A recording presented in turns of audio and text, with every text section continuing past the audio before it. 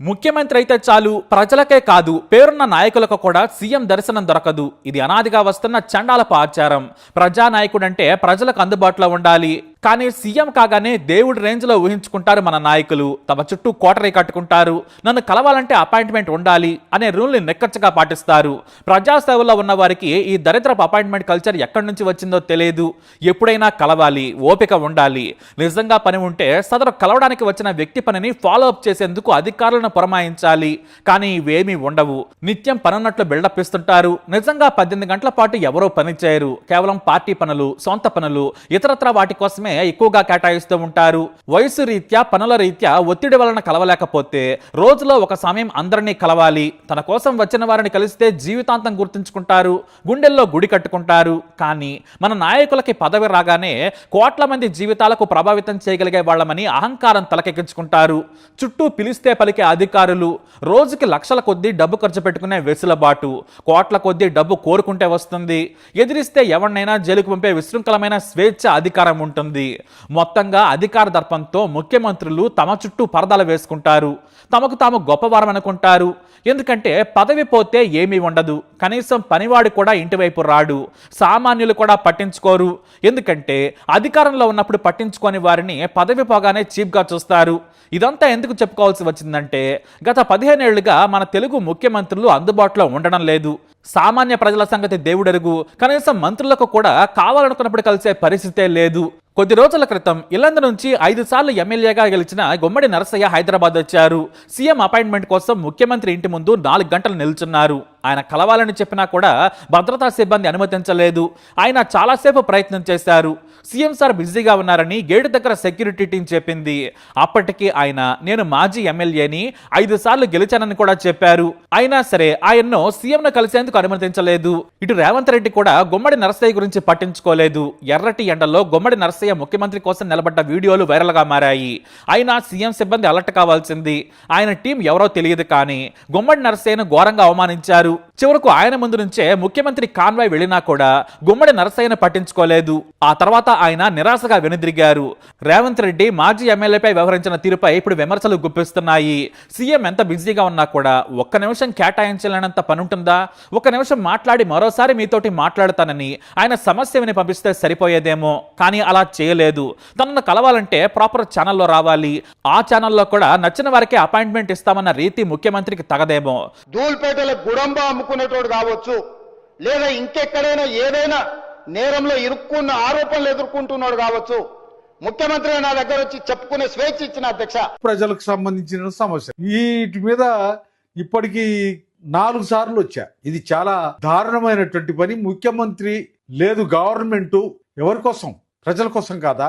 ప్రజల సమస్యలు తీసుకొచ్చినటువంటి మాలాంటి వాళ్ళతో మాట్లాడే ఓపిక లేదా? ఇష్టం లేదా? సీఎం ప్రతిరోజు సామాన్యులకు అందుబాటులో ఉండాలి. కానీ 5 సార్లు గెలిచిన ఎమ్మెల్యేకే దర్శనం కలగలేదు.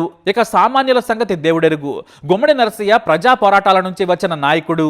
ఆయన మొదటిసారి ఎమ్మెల్యే అయినప్పుడు బహుశా రేవంత్ రెడ్డి గురించి ఎవరికీ తెలుసుండకపోవచ్చు.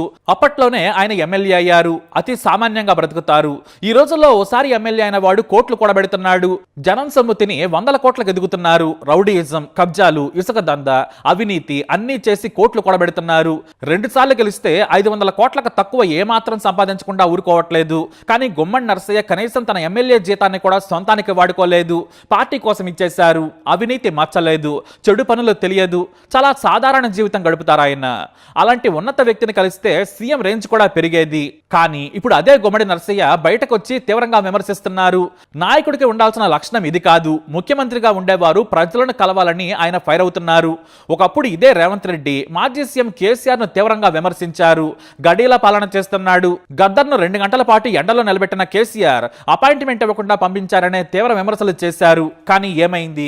ముఖ్యమంత్రి పదవి వస్తే చాలు ఇలానే చేస్తారా?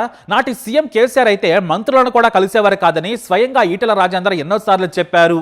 మంత్రులైనా సరే తాను చెబితేనే రావాలనేవారు. ఇక ఎమ్మెల్యేలు అయితే కేసీఆర్ ను టీవీలో చూడటం తప్పితే కలిసేదేముండదు. కానీ పైకి మాత్రం సీఎం ను కలిసి వచ్చామని చెప్పుకొని 10 ఏళ్లు బతికారు. చివరకు అధికారానికి దూరమయ్యారు. ప్రజలు అన్ని గమనిస్తారు. సోషల్ మీడియాలో ఎంత డబ్బా కొట్టుకున్నా వినరు. ఈ అహంకారమే బీఆర్ఎస్ ను బొంద పెట్టిందనేది వాస్తవం. ప్రజలకు దూరం అయితే ప్రజలే పవర్ కు దూరం చేస్తారు. ఇది నిజం.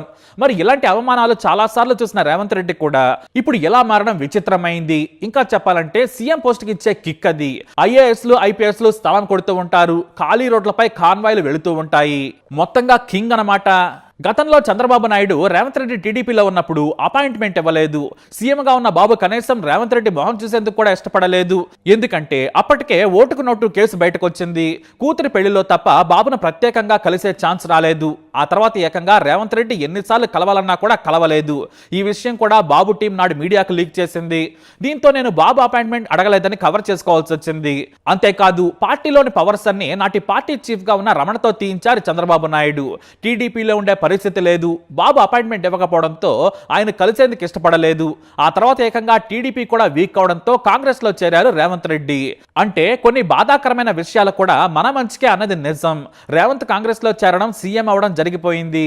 కానీ తాను కూడా ముఖ్యమంత్రుల అపాయింట్మెంట్ కోసం ఎన్నోసార్లు పడిగాపులు పడ్డారు. కానీ ఆయన ముఖ్యమంత్రి అయ్యాక కూడా ఇలా చేయడం తగదు. అందుకే ఇప్పుడు విమర్శలు గుప్పిస్తున్నాయి. ఇక గతంలో సీఎం కిరణ్ కుమార్ రెడ్డి, రోసయ్య సహా అంతా ఎలానే ఉండేవారు. తమ చుట్టూ కోటరీ నిర్మించుకొని ప్రజలను ఇతర నాయకులను కలిసేందుకు ఇష్టపడేవారు కాదు. ఇక చంద్రబాబు నాయుడు నుంచి ఇది స్టార్ట్ అయిందని చెప్పాలి. సీఎం అంటే ఆకాశం నుంచి ఊడిపడ్డాడనే రేంజ్ కి తీసుకెళ్లారు ఆయన. అది కాక పార్టీ అధినేత కాబట్టి ప్రజలను కలిస్తే దేవుళ్ళు అవుతారు. ఇక జగన్ గురించి అయితే ప్రత్యేకంగా చెప్పుకోవాలేమో. మామూలుగా జగన్ పదవిలో లేనప్పుడు నిత్యం జనాల్లో ఉన్నారు. సామాన్యుల్లోకి చొచ్చుకెళ్లారు. ప్రతి ఒక్కరిని పలకరించారు. అదే ఆయన్ను సీఎం చేసేసింది. నాయకుడు అంటే ఎలా ఉండాలనుకునేవారు. బాబుకు ఆయనకు చాలా తేడా ఉందని బ్రహ్మాండమైన మెజారిటీతో గెలిపించారు. కానీ సీఎం కాగానే ప్రజలకు చాలా దూరమయ్యారు జగన్. అసలు సామాన్యులను కలిసే ఛాన్సే లేకుండా పోయింది. ఎమ్మెల్యేలకు కూడా అపాయింట్మెంట్ దొరికేది కాదు. మరి ఇది కూడా జనం గమనించారు. అధికారానికి దూరం చేశారు. అయితే వీళ్ళందరికీ తేడా చూపించిన నాయకుడు ఒకే ఒక్కడు, వైఎస్ రాజశేఖర రెడ్డి.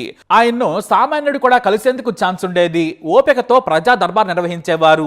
అంతెందుకు వైఎస్ ఏదైనా గ్రామానికి లేదా మీటింగ్ కు వస్తున్నారని తెలిస్తే కాస్త కష్టపడి పోరాడితే ఆయన అందరినీ కలిసి సమస్యను పరిష్కరించేవారు. ఇక తన జిల్లాకు చెందిన వారైతే సెక్రటేరియట్ కి వెళితే సీఎంఓ మొత్తం వారికి సకల సేవలు చేసేది. సార్ని కల్పిస్తామని చెప్పి కూర్చోబెట్టి కాఫీలు, టీలు, స్నాక్స్ ఇచ్చేవారు. ఆ తర్వాత సీఎం ఎంత కేబినెట్ మీటింగ్ లో ఉన్నా సరే పలానా వ్యక్తి కడప నుంచి వచ్చారని చెబితే చాలు పేరు వివరాలు రాసి పెట్టుకోమనేవారు. ఆలస్యం అవుతుందనుకుంటే తానే ఓ నిమిషం బయటికి వెళ్లి మాట్లాడి ఆ సమస్యను పరిష్కరించి పంపించేవారు. అది సీఎం కు ఉండాల్సిన లక్షణం. అంతెందుకు వైఎస్ ని ప్రతిపక్ష ఎమ్మెల్యేలు అపాయింట్మెంట్ అడిగినా సరే వెంటనే ఇచ్చేవారు. వారి పనులు కూడా చేసి పెట్టేవారు. ఇతర విమర్శలు ఎలా ఉన్నా కూడా అందుబాటులో ఉన్న నేతగా మాత్రం వైఎస్ కు పేరుంది. అంతకుముందు పనిచేసిన నేదురుమల్లి జనార్దన్ రెడ్డి, కోట్ల విజయభాస్కర్ రెడ్డి, ఎన్టీఆర్ సైతం అందరికీ అందుబాటులో ఉండేవారు. కానీ కొత్త తరం నాయకుల్లో మాత్రం వైఎస్ మాత్రమే ప్రజానాయకుడని చెప్పొచ్చు. ఆ తర్వాత ఎవరు ప్రస్తుతానికి లేరనేది చెప్పాలి. ఎవరైనా సరే ప్రతిపక్షంలో ఉంటే తెగ మాట్లాడేస్తారు. అధికారం రాగానే యుఎస్ ప్రెసిడెంట్ రేంజ్ లో కోటరీ కట్టేసుకొని విమర్శలు సొంతం చేసుకుంటూ ఉన్నారు.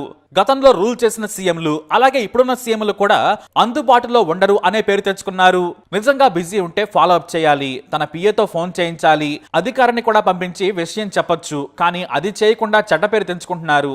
కాబట్టి ఈ పందా ఖచ్చితంగా మారాల్సిందే. లేదంటే అధికారానికి దూరం అవుతారు. మరి మీరేమంటారు? మీ అభిప్రాయాన్ని కమెంట్ ద్వారా తెలియజేయండి. ఈ వీడియో అప్డేట్స్ కోసం మై ఛానల్ ఫాలో అవ్వండి. అలాగే తప్పకుండా సబ్స్క్రైబ్ చేసుకోండి.